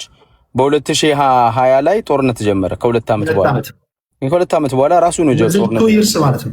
ያ within 2 years within 2 years ገና የኢኮኖሚ ፖሊሲ እንኳን በአግባቡ ስታብሊሽ በማታደርግበት ወይም ደግሞ ቢሮ መግቢያና መውጫውን እንኳን ለመለየት በቅጡ በማታውቅበት ቦታ ላይ ነው በ2 ዓመት ጦርነት ውስጥ የገባው አይደለ? ይሄ ጦርነት ደግሞ ቀላ ተተኩሳለ። ይሄ ቀላ ዶላር ነው ኢንፍራስትራክቸር ያወድማል፣ ገበሬው እንዳያርስ ያደርጋል። የዛ ውጤት ነው የኑሮ ውድነቱን። አሁን እኛ አሁን ለምሳሌ በሰሜኑ ጦርነት በነገራችን ላይ አሁን ንጹሐን ገፈት ቀማሽ ያደረገን እሱ ነው። የምንዋጋው ጦርነት መቀሌ ላይ የምትዋጋው ሞያሌ ላይ ያለውን ዋጋ ያስከፍለዋል። ይሄ ሳይድ ኢፌክት የለውም ወይም ደግሞ ይሄ ተጽዕኖ አላሰድረም ብለህ ታስባለህ? ቴዲ ጦርነቱ እኮ አልቆ 3 ዓመት ሆነው። ሳይድ ኢፌክት ሊኖረው ይችላል። ለምሳሌ እዳ ውስጥ እንገባለን እንጂ ጦርነቱ ዳይሬክትሊ አሁን ላለው ኑሮ ውድነት ዳይሬክት ኢፌክት የለውም። እኛ እዳ ሊታው ለምሳሌ ለጦርነቱ ትሪሊየን አውጥተን ከሆነ ያ ለኢትዮጵያ ሕዝብ እዳ ሆኖ ይቀመጣል እንጂ የዛን ጊዜ ሳፈር ልናደርግ እንችላለን ጦርነት በምናደርግበት ሰዓት ላይ። አሁን ጦርነት ከወጣን እኮ 3 ዓመት ሆኖናል። የኑሮ ውድነቱ ጦርነቱን አላመጣው። ኦነስትሊ የትኛውም የኢኮኖሚ ሰው ይሄን ሊነግር አይችልም። የኑሮ ውድነት የምትከተለው የኢኮኖሚ ፖሊሲ ነው ይሄን የሚያመጣው። እሺ አንተ ብትሆን የኑሮ ውድነቱ እንዴት ልትቀርፍ ትችላለህ? እኔ ፓርቲ አይደለሁም። እኔ አሁን ያለውን ነገር ምን መደረግ ነበረበት ቴዲ? ይኸውልህ እሱን የኢኮኖሚስቶች ሰው አምጥተህ መጠየቅ ትችላለህ። መንግስት ምን አይነት ፖሊሲ ቢከተል ነው የብር ግሽበቱን ማውረድ የሚችለው? እንደዚህ ነገሮች የኢኮኖሚ ሰዎች ይተንትኑት። ግን እኔ ጦርነት አንድ ሀገር ጦርነት ውስጥ ከገባች ኢኮኖሚዋ ይደቃል ይላሉ እኮ ማንኛውም ሰው። ለምሳሌ አሜሪካን ሀገር አሁን እኮ ጦርነት ላይ ነው ያለችው። ብር እያወጣች ነው አሜሪካ፣ ብዙ ብር እያወጣች ነው። ጋዝ ተጨምሮ አሜሪካ ብዙ ዘርፋ የምታመጣበት ወርቅም ነዳጅም ተዘርፋለች። እቺ እንኳን ሀገር የታክስ ፔሩን መኒ ዌስት እያደረገች የኑሮ ውድነቱ ጫንቃውን ያጎበጠው ማህበረሰብ ተፈጥሯል። አንተም ያለበት ሀገር ላይ ነዳጅ ለምሳሌ በማታውቀው ጦርነት ዋጋ እየከፈልክ ነው። አሁን እዚህ ሀገር ላይ ዋጋ ጨምሯል እንጂ ኑሮ ውድነት በጣም አሰቃይቶን አይደለም ያለው። የጨመረ ዋጋ አለ ግን አፎርድ የምናደርገው ነው። ገብቷል። ለምሳሌ ምን ልበል፣ አሁን ጋዝ ቢጨምር፣ አሁን ለምሳሌ እኔ የምኖርበት ቦታ ላይ ጋዝ 3 ብር 4 ብር የነበረው አሁን ወደ 4 ብር ከ95 ብር ገብቷል። የጨመረው ለምንድን ነው እኮ? በጦርነቱ ምክንያት ነው። እሱን ልነግርህ እኮ ነው። ኦኬ ጦርነት። ስለዚህ ጋዝ ዋጋ አንተ ጦርነቱ ከዚህ ቀደም ለ1 ሊትር ትከፍል የነበረውን 1 ብር ጨምሮብኝ የከፈልኩ ነው። ግን ኢንካም በዛው ደረጃ ጨምሯል። ነዳጅ ሲጨምር ኢንካሜ ሳይጨምር ያለውን የኑሮ ውድነት መቋቋም ብቻ ሳይሆን ሰርፕላስ ማድረግ እችላለሁ። ኦኬ እሱ ሲስተም ኦልሬዲ ስታብሊሽ ያደረገ ሲስተሙ ስለገባ ነው እንጂ ኤግዛክትሊ። አብይም ሲመጣ አሁን ወደ ጥያቄው እሺ፣ ዴቨሎፕድ ካንትሪ እና ዴቨሎፒንግ ካንትሪ ወይም ደግሞ ያደጉ ሀገሮችና በማደግ ላይ ያሉ ወይም ደግሞ አንደር ፖቨርቲ ላይ የሚኖሩ ሀገራትን በአሜሪካ ሜዥርመንት አይደለም። አሜሪካ ላይ ዋርታይም ኢኮኖሚ ያላቸው እንዲህም ሆኖ ህዝቡ እኮ ምድር አንቀጥቅጥ ሰልፍ ሊወጣ በዝግጅት ላይ ነበር አይደለም። ምክንያቱም የኑሮ ውድነቱን እየጨመረበት ስለመጣ መቋቋም ስለተሳ ነው። አሁን በኢትዮጵያ ደረጃ ላይ እንምጣ። ኢትዮጵያ በምታክል ከድህነት ወለል በታች የሚኖር ህዝብ ያላት ሀገር ላይ እዚህ ላይ ጦርነት ስትገባ ምንድነው ኤክስፔክት የምታደርገው? ብልጽግና በጦርነት አይደለም ብር እያጠፋ ያለው። ከጦርነቱ በላይ በኮሪደር ልማት ብሎ እኮ ስንትና ስንት ትሪሊየን የኢትዮጵያ ብር እያጠፋ ነው። በ200 በ300 የሚሆን ሚሊዮን ዶላር እያጠፋ ነው። ይህ ሰውዬ ቢሊዮን ዶላር እያጠፋ ነው። $100 ቢሊዮን የሚሆን ለኮሪደር ልማት ብሎ ፕራዮሪታይዝ የማይደረግ ማለት ነው። የኑሮን ይሄንን የገንዘብ የመግዛት አቅም ዋጋ የመቀነስ ኢኮኖሚውን የማረጋጋት ፖሊሲዎች እንደመከተል ይልቅ በልጭልጭ ፕሮጀክት እያደረገ እኮ $100 ቢሊዮን የሚያወጣ መንግስት እኮ ነው ያለው። እና የምታወራው ቴዲ ምንም አይገናኝም። ስለ ጦርነት ከጦርነት በላይ እነዚህ ብልጭልጭ ፕሮጀክቶችን ይኸውልህ ህዝብን በኢኮኖሚ የሚጠቀም ህዝብን ስራ የሚቀጥር ፕሮጀክቶችን እየከፈተ እኮ አይደለም። ይሄ አስፋልት ላይ ላይት እየተከለ መሬት እየጠረገ ፓርክ እየሰራ አንድ ሰው ማይቀር አውዳሚ ነው አይደለም። ምኑ እኔ ስለ ጦርነት አውዳሚ አይደለም አልኩ እኮ። ከዛ በላይ አውዳሚ ነው። የሀገርን ኢኮኖሚ ይጎዳል አይደል? በደንብ ይጎዳል። ኢኮኖሚ ማይጎዳም ያለው እያንዳንዱ የምትተኩሰው ቀላ $1 ነው። እያንዳንዱ የምትከሳው መሳሪያ $1 ነው አይደል? ኤግዛክትሊ። እሱን እኮ ጦርነት አውዳሚ ነው፣ ኢኮኖሚን ይበላል። ልክ ነው። እሱ እኮ እንትን አላልኩኝም፣ እሱን አልካድኩኝም። ግን አብይ አህመድ አሁን ጦርነቱ የኑሮ ውድነት የመጣው ጦርነቱ ስላለን አይደለም። ጦርነቱ ካቆመ 3 ዓመት ነው።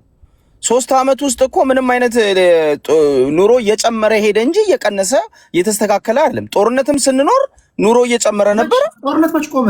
ወለጋ ውስጥ ተኩስ አለ፣ እንደገና ፋኖ ውስጥ ተኩስ አለ። ጦርነት ቆሟል እንዴ? አሁን ለስላክ ይሄ ምንድነው የሚባለው? ይሄ ኮንቬንሽን ዋር የለንም ቴዲ ታውቃለህ። ኮንቬንሽናል ዋር ማለት ከወያኔ ጋር የተደረገው ነው።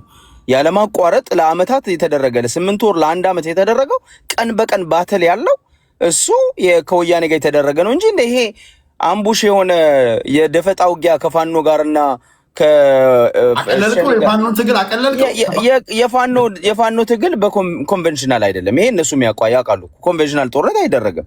ሸኔም ኮንቬንሽናል ጦርነት እያደረገ አይደለም። ባይዘው የፋኖን ትግል ደግሞ የምታውቀው አይደለም። እንደዛም ሆኖ እኮ የደፈጣ ውጊያ አድርጎ ጀነራል ሁሉ የሚገልበት ሁኔታ ነው። ጀነራሉን ሸኝቶት የለ ትናንትና ማየት ትችላለህ እኮ የሞተ ጀነራል አለ እኮ ወለጋ ላይ ለዛው።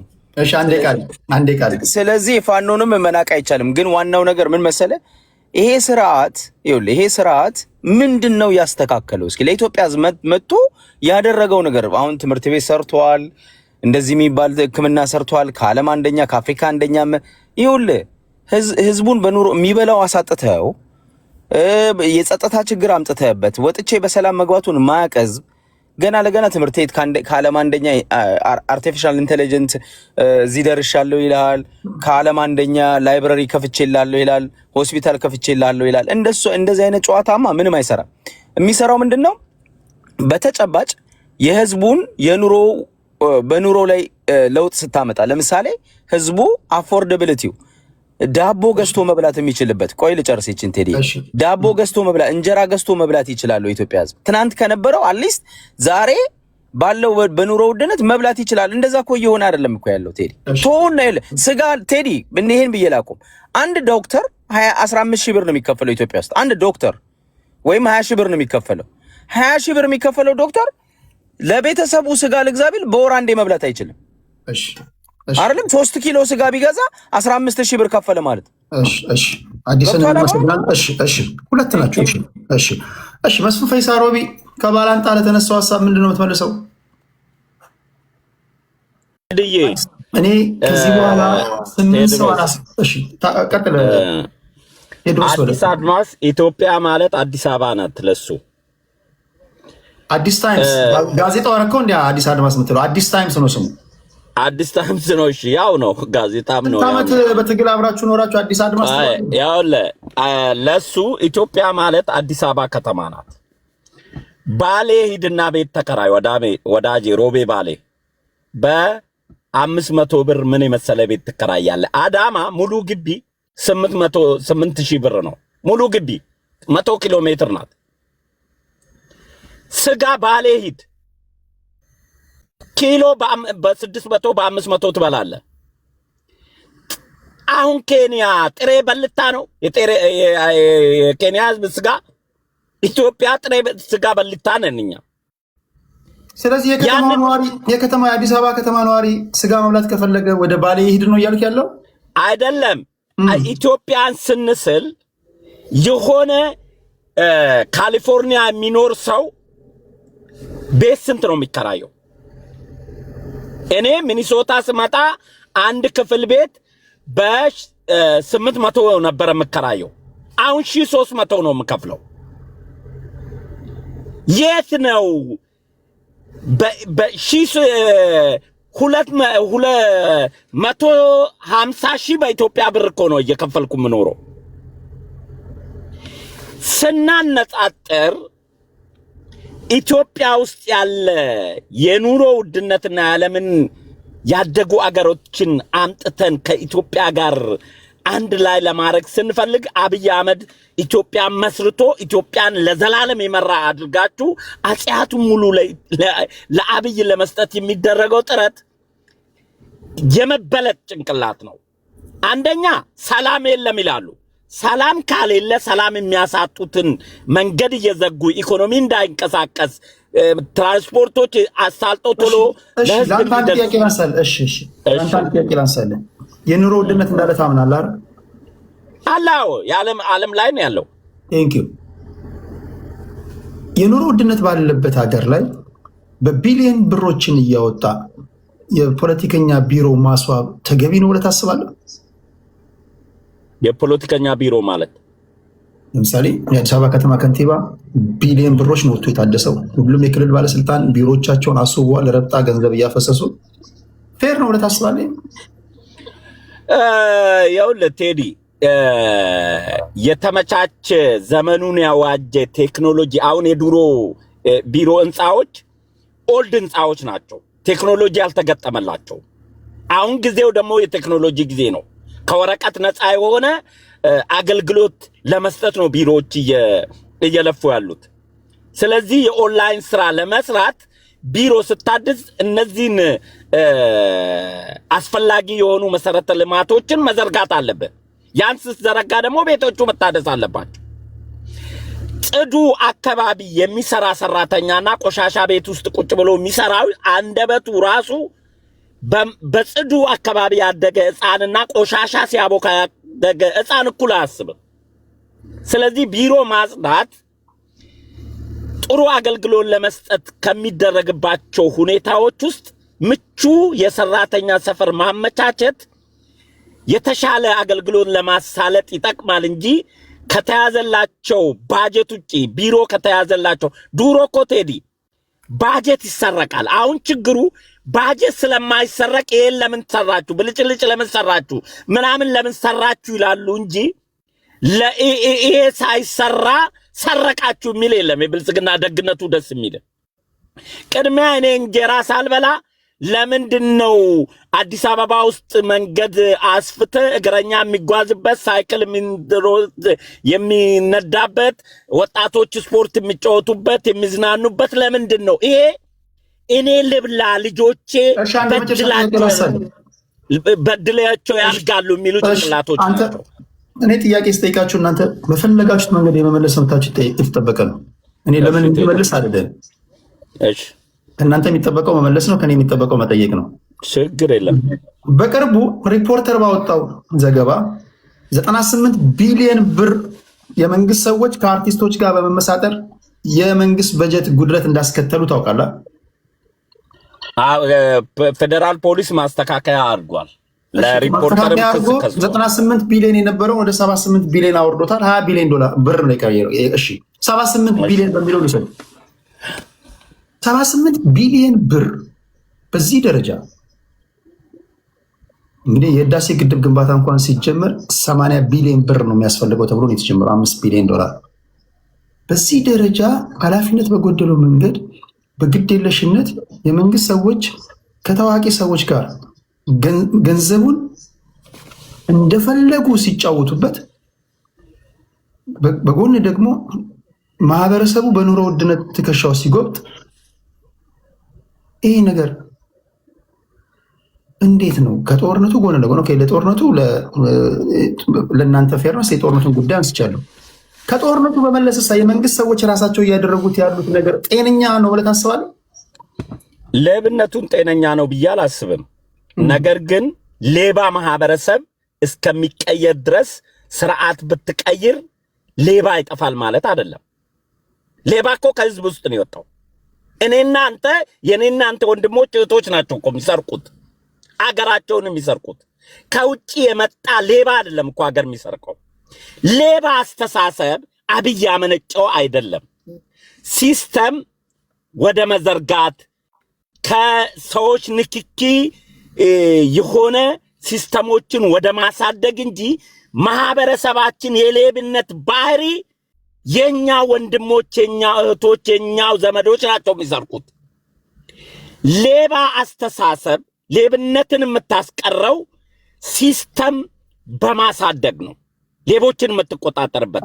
ይሄ ደግሞ ኤአይ ቴክኖሎጂ ይለናል አዲስ ታይምስ። ቴክኖሎጂ ሌባ እንዲይዝ እኮ ነው። ከሰው ንክኪ የወጣ መረጃ ቁጥጥር ያለው ለመስራት ቴክኖሎጂ ይደግ ሲባል ኤአይ ሰራ፣ አርቲፊሻል ኢንተለጀንስ ሰራ ብሎ ያጣጥሏሉ፣ ሌብነት ለመስረቅ ስለሚፈልጉ። ለዚህ እኮ ዲጂታል አይዲ እያንዳንዱ ባንክ ውስጥ አስይዙ ሲባል ምን ብለው ካምፔን አረጉና አዲስ ታይምስ ፋኖንና የመንግስት የሚፈልጋቸውን ለመቆጣጠር ስለሚፈልግ ነው አሉ። ሌባን ለመያዝ አይደለም የተባለው። ፋይዳ አይዲ እንደ ካናዳ እንደምትኖረው አሜሪካ ስኖር ሶሻል ሲኩሪቲ እንዳለኝ አንድ ቦታ የሆነ ነገር ስትሰራ ያን ሶሻል ሲኩሪቲ ሳታስገባ ምንም ማንቀሳቀስ አትችልም። ኢትዮጵያ ውስጥ ፋይዳ አይዲ ሌቦችን የሚይዝበት ነው። ለዚህ ነው ባንክ ሌብነት ለማቆም በአስቸጋይ ፋይዳ አይዲያችሁ ነው ባንክ ውስጥ አንድ ሰው እኮ ቴዲ ኢትዮጵያ ውስጥ 8 መታወቂያ በስምንት ሰው አለው። ይሄ አብይ ያመጣው ችግር ሳይሆን ሌብነቱ ከስር ያደገ ማንነት ነው ቴዲ። እሺ በነገራችን ላይ ሲስተሙን ማዘመን ላልከው ነገር ያው እሱ በአግባቡ ተግባራዊ ከሆነ በተለይ ባለስልጣን ከባለ ጉዳይ ጋር የማይገናኝበት ነገር የሚፈጠር ከሆነ ቴክኖሎጂው በጣም ይበል የሚያሳይ ነው። እንደዛ የሚቻል ከሆነ ማለት ነው። አሁን ማንኛውም ባለስልጣን በእጅ ነው በእግር ነው የመጣው እያለ እንደፈለገ ባለ ጉዳይን ገንዘብ እየጠየቀ እየዘረፈ በአንድ ጀንበር አንዳንዱ ሚሊዮነር ሆኖ የሚያድርበት ከተማ እየተፈጠረ ያን የሚያስቀር ሆኖ ከተገኘ ይበል የሚያሳይ ነው። ሲስተም ለአንድ ሀገር ወሳኝ ነው። እሺ የመጨረሻ ዙር ላይ ነው የምንገኘው። ነገ ስለምገባ በሰፊው እንሄድበታለን። ቀደም ሲል በማህበራዊ ጉዳይ የመጡ ሰዎች ናቸው የአየር ሰዓቱን የወሰዱት። ነገ በዚህ ጉዳይ ላይ እና ተያያዥ ጉዳዮች ላይ እንደምናወራ ታሳቢ በማድረግ ያልገባችሁም ሰዎች እንደዚሁ እዚህ ላይ 3 ሰው ጨምረን ነገ እንወያያለን። ለዙፋን እድል ልስጥና ከዙፋን በኋላ አዲስ ታይምስ ከዛ የመጨረሻውን መስፍን ፈይሳ ሮቢ ይናገርና እንሰነባበታለን። ዙፋናችን እሺ ምን ትላለህ? ሰላም ቴዲ፣ እንዴት ነው ወንድም? አለ ሁሉ ሰላም ነው? አለው እግዚአብሔር ይመስገን። እግዚአብሔር ይመስገን። አይ እኔ በፊት ስታወያይ ከታች ሆኜ ስሰማ አንዳንድ ጊዜ የተሳሳቱ መረጃዎች ሲሰጡ ማስረጃ ብለህ ተጠይቅ ነበረ። መረጃና ማስረጃ ብለህ እንግዲህ በኔ ብቃ አሁን የተናገረውን ነገር ባሌ ላይ 600 ብር ስጋ ኪሎ ይሸጣል ሲባል እኔ አፈርኩ። ቴዲ እዚህ ጋር ማስተካከያ አለኝ። ቆይ አንዴ በሚቀጥለው በአንተ ዙር ነው የምታስተካክለው። ስድብ ከሆነ ብቻ አይደለም። ስድብ ነው የሰደበኝ። አንዴ ችግር የለውም። ስድብ እኮ ነው የሰደበኝ። ምን አለ? በእኔ ብቃ ብሎ ነው የጠራኝ። እኔ ደግሞ ህዝብ ነው ያስተማኝ። ባለፈም እንደዚህ ሰድቦኝ እኔን አባረርከኝ። እሱን እኔ ኩራበታለሁ። ህዝብ ማስተማር እሱ ነገር አልገባኝም ነበር። ኦኬ እኔ አሁን በእኔ ብቃ ስትል ሌላ ነገር ነው መሰለኝ። አሁን ገባኝ። ኦኬ እሱን አይነት ሰዎችን ነው ያስተማርኩት፣ ወገን የሚገሉት። አንዴ ጋይስ፣ እኔ ሰላማዊ ውይይት ነው የኔ ቤተሰቦች ማድመጥ የሚፈልጉት። ምለውን ነገር መስማት አለባችሁ። ያ ካልሆነ ቤቴን ለመመጥበጥ እኩይ ዓላማ ይዛችሁ እንደመጣችሁ ነው ማስበው። እርምጃ አስቸጋሪ ይሆናል። ያስተካክላል። እንደሰለጠነ ሰው እናወራለን። ዙፋን ይናገር። ስድብ ነው ወይ የሚለውን ነገር እስኪ ቆይ ልመርምረው። መጀመሪያ የተናገረው ስድብ ነው የሚለውን ነገር ልስማ። ስድብ ከሆነ አስቆመዋለሁ። ስድብ ካልሆነ ደግሞ ይቀጥላል። ችግር የለውም። አካሄድ ያልከውን ግን ተቀብያለሁ። እሺ ዙፋናችን ቀጥል። እሺ እና እኔ ምን ለማለት ፈልጌ ነው ቴዲ፣ ከፈለክ አይ ቲንክ እዚህኛው ሞባይል ላይ ስለሆነ እንጂ በቅርብ ከኮፈሌ ጀምሮ ከሻሸመኔ ጀምሮ ኮፈሌ፣ አዳባ፣ ዶዶላ እንግዶች ስለነበሩኝ እንግዶቼ የኢትዮጵያን ስጋ አመጋገብ በተለይ ሽክላ ጥብስ የሚባለውን ነገር እንዲበሉ ጋብዘናቸው፣ ያው ግዴታ ስላለብን ማለት ነው። ስለምን ጋብዛቸው በትንሹ ከ3000 ብር ያነሰ አይደለም። ከ3000 ብር ያላነሰ ኪሎ ስጋ እየተሸጠ አዲስ አበባ ላይ ልዩነቱ የ1000 ብር የ1500 ብር ሊሆን ይችላል እንደየአካባቢው ስትሄድ። ስለዚህ አንዳንድ ጊዜ እንደው የምንናገረው ሰውስ ምን ይላል የሚለውን ነገር ወይስ አጠቃላይ ብልጽግና ፓርቲዎች ቁጥር አይችሉም? እኔ ግራ ይገባኛል። እንዴት ነው የቁጥር መዛባትን ያመጣል? አሁን ቴዲ በ3000 እና በ600 ብር የ2400 ብር ለውጣል። ትክክል ነው። ኢትዮጵያ ውስጥ ስጋ በሎች ነን። ስጋ የሚበላ ህዝብ ነው ያለው። ግን አንዳንድ ጊዜ መረጃ ስንሰጥ ጥሩ ነው እላለሁ። ሁለተኛ አብይ አይደለም ሌብነትን ያመጣው ለሚባለው ቴዲ መረጃ ይኖርሃል። ዘመን ባንክ ሲሰራ 1.7 ቢሊዮን ብር ነው ያወጣው። መረጃው በእርግጠኝነት አለህ። የወይዘሮ አዳነች አቤቤ ቢሮ ደግሞ ሲሰራ 2 ቢሊዮን ብር ነው የወጣው። ቢሮአቸው ሲታደስ ነው ሲሰራ ሳይሆን ቢሮአቸው ሲታደስ ያደነች አቤቤ ቢሮ ሲታደስ 2 ቢሊዮን ነው የወጣው። ስለዚህ ይሄ ነገር እንዴት ነው? ዘራፊው ማን ነው? አዘራፊው ማን ነው? ሄዶ የሆነ ማህበረሰብ አለ።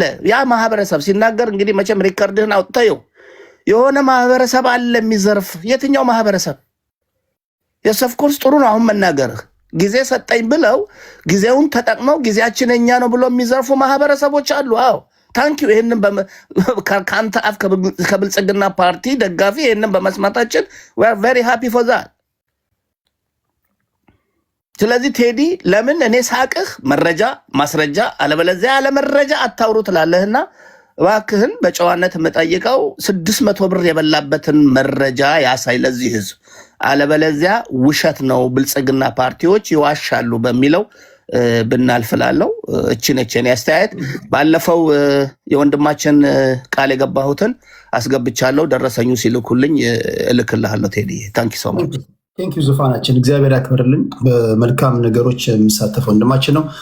አርቲስት ሄኖክ ወንድሙ እዚህ መጥቶ ነበረ። በነገራችን ላይ ያስገባችሁ በዶላር በዜል ደረሰኙን ላኩልኝ።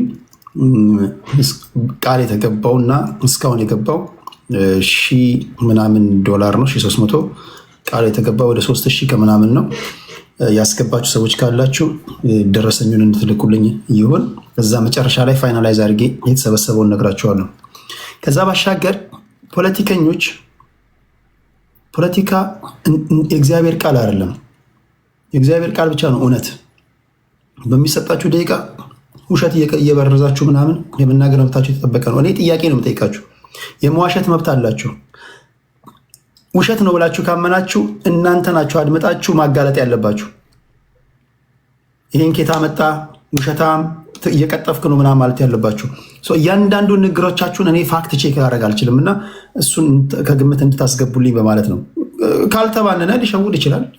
ያ የፖለቲከኛ ባህሪ ነው እና እናንተም እንደዛው ፖለቲካ እንደዛ ነው የሚሰራውና ግን አድምጣችሁ በሚሰጣችሁ ደቂቃ ላይ ማጋለጥም ውሸት መሆኑን ማሳወቅ ያለባችሁ እናንተ ናችሁ ለማለት ያ ነው። እሺ አዲስ ታይምሳችን 6 ደቂቃ አለው ወንድሜ። ኦኬ በጣም አመሰግናለሁ። ቶሎ ልበልና ያው መስፍን ፈይሳ እንግዲህ እኔ ሚኒሶታ 1500 ብር ነው የምከፍለው ብለዋል። አዲስ አበባ እኮ 1500 ብር ቤት አታገኝም። በዶላር ነው ማወራለ። ጥሩ ቤት አዲስ አበባ ውስጥ አታገኝም። ዳስ ዘ ፕሮብለም።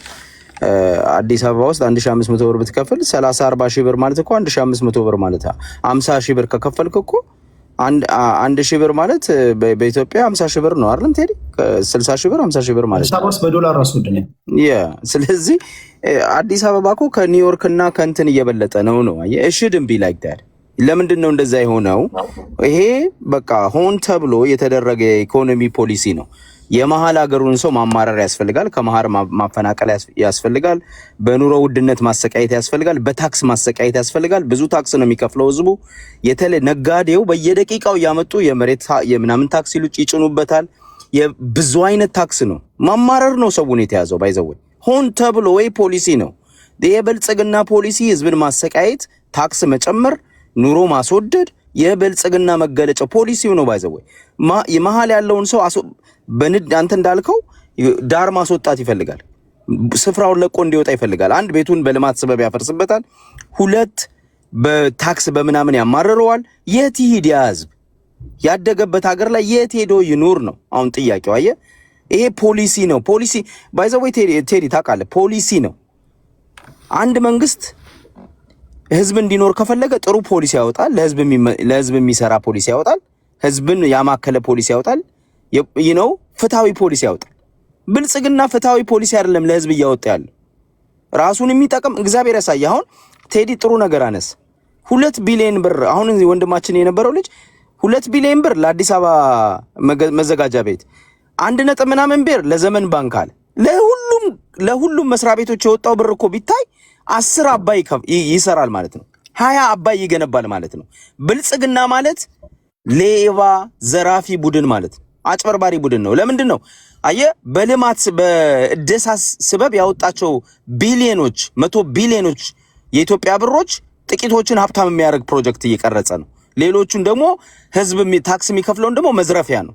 ገብቷል? እንዲህ ነው እያንዳንዱ ልማት የሚፈልገውን ሰው ለመጥቀም የሚያደርገው ፖሊሲ ነው። ሌሎቹን ደግሞ ድሃ ለማድረግ የሚሰራበት መንገድ ነው። ይሄንን ደንቆሮ ብቻ ነው ዝም ብሎ የሚቀበለው። የሚያስብ ሰው ይጠይቃል፣ የሚደረገውን ያያል። ይሄ ነው ኢትዮጵያ ውስጥ የተደረገ ያለውና ብልጽግና ጦርነት ይከፍታል፣ ህዝብ በጦርነት ይጨርሳል። ኑሮ ያስወድዳል፣ ህዝብን በኑሮ ውድነት ይገርፋል። ሰላም አያስከብርም። እኔ የሰፈራችሁ ጠባቂ አይደለሁም ይላል ጠቅላይ ሚኒስትሩ በአደባባይ ወጥቶ። እየሞትን ነው፣ እየታሰርን ነው፣ መንገድ ላይ እየታገትን ነው፣ ሹፌሮች እየተገደሉ ነው ሲባል ምንድነው የሚባለው? እኔ የቀበሌ ጠባቂ አይደለሁም ነው የሚለው ጠቅላይ ሚኒስትሩ። ለምንድን ነው እስኪ እገታውን ነው እስኪ ፋኖ ምናምን ይላል። ፋኖ አሁን ነው የመጣው። እገታ ከአዲስ አበባ የሚሄዱ ፖሊሶች ቴዲ አትግደሉን እያሉ ቪዲዮ አላየም ቴዲ? አትግደሉን፣ ህዝቡ እያለቀሰ ነው። መቼ ነው ሰላም የሚያስከብረው? እና ብልጽግናን የኢትዮጵያ ህዝብ የሚመርጠው ምንድነው? መገደሌ ይቀጥልልኝ፣ ታክስ የምትጨምርብኝ አላግባብ የምትጨምርብኝ ታክስ ይቀጥል፣ ቤቴን የምታፈርስብኝ የመጣ መሬቴን የምትነጥቀኝ ይቀጥል ብሎ ነው የአዲስ አበባ ህዝብ የሚመርጠው ማለት ነው። የኢትዮጵያ ህዝብ እንደዛ። የኢትዮጵያ ህዝብ ብልጽግናን እንዳይመርጥ የምትመክር ከሆነ ማንን ይመረጥ? አሪፍ ፕላን አላቸው፣ አሪፍ ፖሊሲ ያላቸው የምትላቸው የትኛው የፖለቲካ ፓርቲ ነው? አንፎርቹኔትሊ ኢትዮጵያ ውስጥ አሁን ባለው ሁኔታ በብልጽግና የፖሊሲ ምክንያት ሌሎች ምንድነው አማራጭ የሚሆኑ ፖለቲካ ኃይሎች እንዳይኖሩ አድርጓል። ቴዲ ማንን እንምረጥ? ልደቱ አያሌው የሚባል አንድ ግለሰብ ከሀገሩ እንዳይገባና ፖለቲካ እንዳይሰራ የተከለከለበት ሀገር እኮ ነው። ፖለቲካ ፓርቲ ለመሆን ኢዜማን መሆን አለብህ። በኢትዮጵያ ፖለቲካ ውስጥ ተለጣፊ መሆን አለብህ። ፓርላማ ለመግባት ተፈራርመ ወይንም ደግሞ እንደ አብን የሚባለው እንደ በለጠ ሞላ ተፈራርመ የብልጽግና የሚሰጠን ወንበር ለመረከብና ከሱ ጋር ለመስራት መስማማት አለብህ። የብልጽግና ተቀጣይ መሆን አለብህ እንጂ ነፃ የአብይ እያለ እኔ ሜክ ሹር አብይ እያለ እንደ 97ቱ ተፎካካሪ ፓርቲ በምርጫ ያለው ካልከኝ ይሄ የዋህነት ነው ቴዲ። ስለዚህ የኢትዮጵያ ህዝብ ምርጫ የለውም። ልክ ነህ። አጣብቂኝ ውስጥ ነው ያለው ብልጽግናና ኢዜማ ነው የሚደርሱት። ብልጽግናን ኢዜማን መምረጥ አይቻልም። ብትመርጥም ኢዜማ አሸነፍኩ አይልም፣ ብልጽግና ነው የሚያሸንፈው። ኤኒዌይስ ብልጽግና ኢዜማንም የሚመርጥበት ምክንያት የለም። ኢትዮጵያ ህዝብ ኢዜማ ከብልጽግና የባሰ ነው። ስለዚህ አሁን እኮ የለም መድረኩ የለም ነው። አሁን ማንን ይመረጥ ነው ያልከኝ ቴዲ? ማንን ይመረጥ የኢትዮጵያ ህዝብ? እስኪ ንገረኝ አንተ። በለጠ ሞላን ይመረጥ? ብርሃኑ ነጋን ይመረጥ? ወይስ አብይ አህመድን? ማንን ይመረጥ? አዶን ነው። እኔ እንትናን ምረጡ ልል አልችልም። እኔ እንዴት አይ ፍትህ አንተ ስትገመግመው ይምረጡ እያልክ ሳይሆን መድረኩ ላይ ማን አለ ነው። ፍትሃዊ የሆነ ፓርቲ ያለው ይዛ ላይ የለም እኮ። አብይ ኪስ ውስጥ የገቡ ፓርቲዎች ነው ያሉት። አየህ አንዴ ቃል አዲስ ቴንክ ዩ። ስለዚህ ልክ እንዳልከው የኢትዮጵያ ህዝብ ምርጫ የለውም። አሁን ባለው ሁኔታ ግን ማድረግ የሚችለው ምንድነው? እኔ ምርጫውን በዚህ አጋጣሚ በአንዴ ቃል ይጠቀምና ምርጫው ለጀትመሲ ስለሌለው ፍትሃዊና ፌር ኤንድ ፍሪ ስላልሆነ በተለይ አዲስ አበባ ህዝብ የኢትዮጵያ ህዝብ ካርድን ቅደድና ጣለው፣ አትሳተፍ። ብልጽግና ቁማር እንዲበላ ወይንም ይሄም ያህል ሰው 50 ሚሊዮን ህዝብ ተሳተፈ፣ 20 ሚሊዮን ህዝብ ተሳተፈ መርጦኛል ብሎ የውሸቱን እንዳይነፋ ጉራውን እንዳይነፋ ካርድን የወሰድከውን ካርድ ተገደሚውን ወደ የወሰድከውን ካርድ ቅደድና ጣለው። ምርጫው አንተ ሌላ ብትመርጥም ብልጽግና ነው የሚያሸንፈው። ብልጽግና ኦልሬዲ ያሸንፏል። ብልጽግና የጉልበት ቡድን ነው። ምርጫ የሚያደርገው ለይስሙላ ነው ይታወቃል። የይስሙላ ፓርቲ ላይ ደግሞ እውቅና ተስጥ ነው ምለው። አመሰግናለሁ። ኦኬ። በነገራችን ላይ ሁለታችሁን ለትልቅ ዲቤት ፈልጋችኋለሁ። አንተና መስፍን ፈይሳን ወይ ቅዳሜ መስፍን ፈይሳ የሚመችን ሰዓት ትነግረኝና ሊንክ ልክላለሁ። በውስጥ መስመር ስልክን አስቀምጥ። ከነሱ ጋር ለዲቤት የምትቀመጥ ሌላ አንድ የተለየ አመለካከት ያላችሁ 3 ብትሆኑ አሪፍ ነው። ሊንክ ልክላችሁና ጥሩ ውይይት እናደርጋለን። እሺ መስፍናችን 6 ደቂቃ አለ። ቴንክ ዩ ቴዲ፣ ዝግጁ ነኝ። ቅዳሜ እንገናኝ። አንደኛው ዘሎ ወጣው የኔን ለማስተባበል የወጣ ማስረጃ ጠይቃለ። ማስረጃ አቅርቦልሃል እንደሱ ወይስ እሱ እውነት የኔ ውሸት ነው ተብሎ መጽሐፍ ቅዱስ ላይ ተጽፏል? እሱ 3000 የሆነበትን ማስረጃ አቅርቧል። እኔም በአፍ ነው ያወራሁት፣ እሱም በአፉ ነው ያወራው። ማስረጃ እንዳቀረበ ሰው ፎክሮ ወረደ። ማስረጃ የኔን ማስረጃ ለማስተባበል ይሄውና ብሎ ሲያቀርብ ነው በቃ ማስረጃ ይዞ ወጣ ብለ የምታምነው። ማስረጃ ሳይኖረው ልክ የሱ ቅዱስ ቃል የኔ እርኩስ ቃል አድርጎ ማቅረብ የአእምሮ ዘምገምተኝነት ሊሆን ይችላል ብዬ ነው የማስበው። በሌላ በኩል ስድብ ቀንሱ።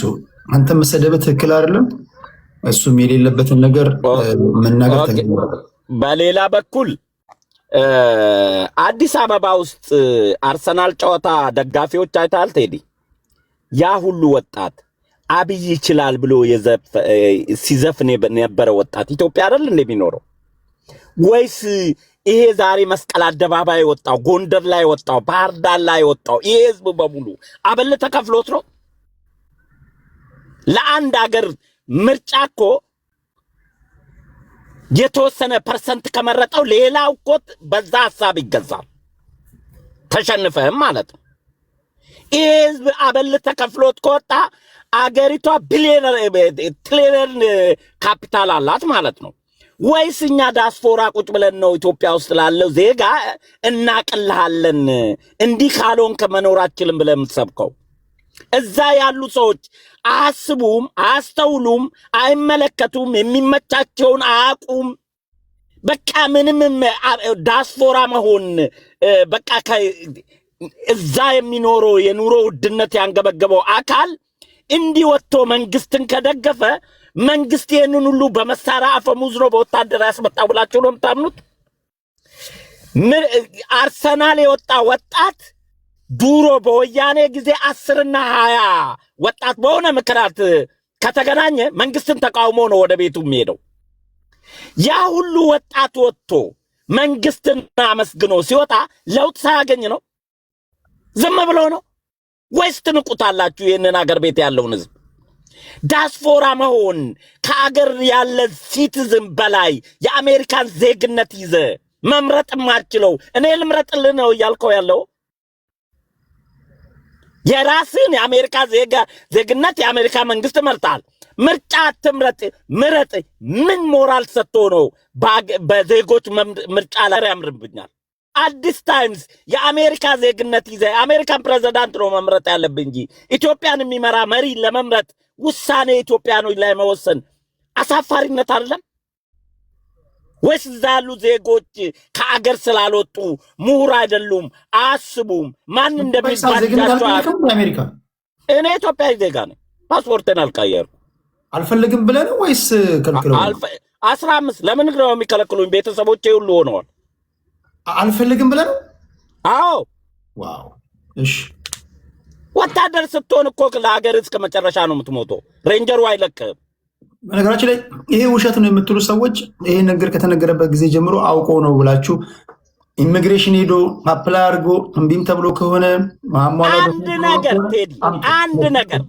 አንድ ነገር አሜሪካ አፕላይ ላደርግ ወረቀቱን እንኳን ከመሬት አላነሳው፣ ሲስተሙን እንኳን አላየሁትም። ምክንያቱም ህልሜ ልጄ ዩኒቨርሲቲ ከገባች ጎ ባክ ኢትዮጵያ ነው የምለው። እዛው አፈራ ላይ መኖር ነው የምፈልገው። ስለዚህ ፓስፖርትን ቀይረህ በኢትዮጵያ መራጭ ዜጋ ላይ የአሜሪካን ፕሬዝዳንት መርጠ የሚመራ መሪ የመረጥ ኢትዮጵያኖችን ምርጫ ተጭበርብረዋልና ወረቀት ቀደዱ ማለት ይሄ የኢትዮጵያ ዜጎች ቴዲ አካይዳል። አሁን እኔ አሁን ፓስፖርቴን ለመቀየር ማስረጃ አለ? ራስህ መጣት ጊዜ ደጋግመህ የተናገርኩት መቼ ብዙ ጊዜ ይሄ አካሄዱ ስድብ ስላልሆነ ችግር የለውም። ይቀጥል። ስድብ አይደለም። እኔ ኢትዮጵያ ውስጥ ያለ ዜጋ መናቅ ነው የሚመስለኝ ቴዲ። ዛሬ ያወጣ ያ ህዝብ አዲስ አበባ ያ ህዝብ ከመረጠ እኮ መስቀል አደባባይ ላይ የወጣ ህዝብ ከመረጠ እኮ ለምርጫ የመጨረሻ መዝጊያ ፕሮግራም ላይ ሰው መቆሚያ ቦታ ያጣ ያ ህዝብ በጥቅማ ጥቅም ከመጣው እንኳን ጥቅም እየሰጠ ነው ማለት ነው። መንግስት ያ ሁሉ ጥቅም ሰጥቶታል ማለት ነው። ይሄንን ነው ማስተዋል የሚያስፈልገው። ሁሉ ጊዜ ዳስፖራ ለኢትዮጵያ ህዝብ ወሳኝ አካል ነው ነኝ ብሎ ማሰቡ የኢትዮጵያ ህዝብ ላይ ያላቸውን ንቀት ነው የሚያንጸባርቁት። በቃ እዛ ያለ ህዝብ የተሰራለትን የተሻለን ከጀርባ የሚመጣው ራሱ ብሏል እኮ መቼም እብድም ቢሆን መንግስት ያስፈልጋታል ኢትዮጵያ። መንግስት መሆን የሚችሉ የለም እያለ ደግሞ መንግስት አትምረጡ ብሎ ይቀሰቀሳል። ከጫካ ተኩሶ የሚመጣው ጫካ እየገደለ መንግስት ሲሆን ምን እንደሚሆን አስበው። እቺም እስሙላ ምርጫ እንኳን አያቀርብልንም ወዳጄ። ዲሞክራሲ ፈላጊ ዲሞክራሲን የማያታጋይ እሱን የሚቃወም መንግስት ለምን ትደግፋለህ አትምረጥ ብሎ እየገደለ ነገ ምርጫ ሊያረግልህ ታስባለህ? ኦኬ እንዴት እንደሚያስቡ እኮ ነው ግራ የሚገባ። ሰላም የለም ይላሉ። መንገድ እየዘጉ ሰላም የሚያሳጡ እነሱ ናቸው። እዚህ መጥቶ ደግሞ ሰላም የለም ብሎ ለቅሶ የሚያለቅሱብንም እነሱ ናቸው። መንግስት ስልጣን ላይ ነው ያለው። ለምንድን ነው ሰላም የሚከለክለው ህዝቦች?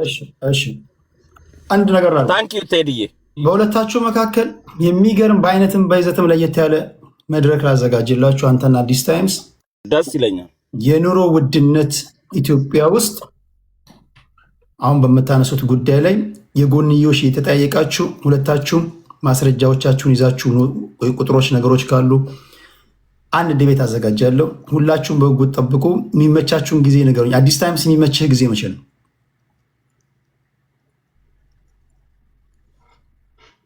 መስፍን መቼ ነው የሚመችህ? እኔ ከሰዓት ሁል ጊዜ ይመቸኛል። ቀድመ በዚህ ሰዓት ካልከኝ ስራ ስለምሸቅል ያችን ሰዓት ኦፍ አደርጋለሁ። ኦኬ የፊታችን አሁን እኮ ሽቀላ ቦታ ሆኜ ነው ማወራ። ከስተመር ቢሰጠኝ ኖሮ ላጥ ነበር። አሁን ለታኮ ሌላ ሰው ስታስገባብኝ ከስተመር ሰጠኝ፣ እኔ ወጣሁኝ። እሺ የፊታችን ቅዳሜ አልችልም። የአርሰናል ጨዋታ አለ፣ የአውሮፓ ቻምፒየንስ ሊግ ፍጻሜ ጨዋታ አለ።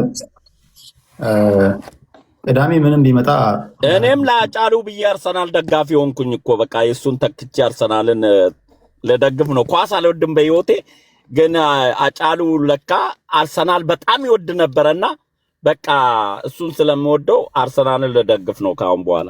ኢንተርቪውን አሁን ነው ያየው። አሁን የወጣውን ኢንተርቪው አሁን ነው ያየሁት። አዎ አሁን ነው ያየሁት። አርሰናል መደገፍ ጀመርከው? አርሰናል ዋንጫ ከበላ በኋላ ከሰዓት በኋላ ነው ማለት ነው? አሁን በቅርብ ከትላንት ወዲያ ነው አርሰናል መደገፍ የጀመርከው ማለት ነው? አልደገፍኩም ገና። ከዚህ በኋላ ልደግፍ ነው የምልህ። ኳስ እኔ ደጋፊም አይደለሁም አላይም። ግን አጫሉን አየዋትና ለካ አርሰናልን ትደግፍ ነበረ። ዋንጫ ባጓጓ ኖሮ ዋንጫ አይሆንም ነበር ያለችውን ኢንተርቪዋን ሰምቼ ወይኔ ወንድሜ ለካ እንደዚህ ትወድ ነበረ ብዬ በቃ ለሱ ብዬ አርሰናልን ልደግፍ ነው። አዲስ ታይምስ ነው የማንቸስተር ደጋፊ ነው። እዛ ላይ ምን እንደባደባለን። በቃ ጻፉልን በውስጥና አንድ አሪፍ ውይይት በተለይ የሁለታችሁ የተጠያየቃችሁ በውስጥ ፌስቡክ አድ አድርገኝ። በፌስቡክ ላይ ልክላል። በቲክቶክ ጻፍልኝ። ቲክቶክ ፕራይቬት ለኔ ዝግ ነው። መጻፍ አትችልም? አዎ ለምን እንደሆነ እንጃ። ሜሴጅ መላክ አትችልም? አይልክም። አንተ ጋር ሞክሬ የኔ ስልክ የለም። የለኝ። ቴክስት አድርግልኝ። በቃ እኔ ጽፍልሃለሁ። ችግር የለም ጻፍልኝ። እሺ በቃ እንገናኛለን። ጻፉልኝና አሪፍ ውይይት እናደርጋለን። ኦኬ ታንክ ዩ። እንገናኛለን። በቃ ሰላም ነው።